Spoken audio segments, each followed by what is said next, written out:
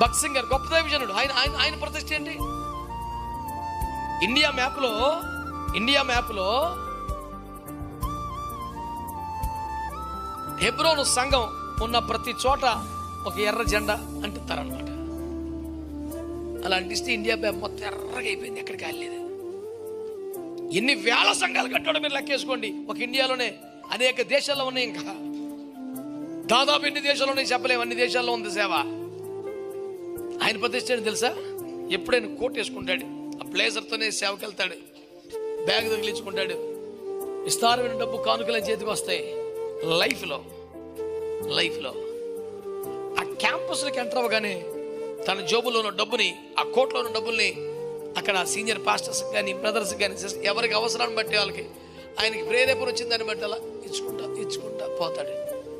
రూమ్లోకి ఎంటర్ అయ్యేలోపు జోబులు ఖాళీకి వేసుకుని, నా లైఫ్లో నా రూమ్లోకి ₹1 డబ్బు రాకూడదు, నేను నా దేవుడు తప్ప నా రూమ్లోకి ఎవరు రాకూడదని బైబిల్తో మాత్రమే గదిలోకి వెళ్ళి గుమ్మం దగ్గర ఒకసారి ఆగి చెక్ చేసుకున్న ₹1 కూడా లేకుండా కన్ఫర్మ్ చేసుకుంటే రూమ్లోకి వెళ్ళేవాడంట.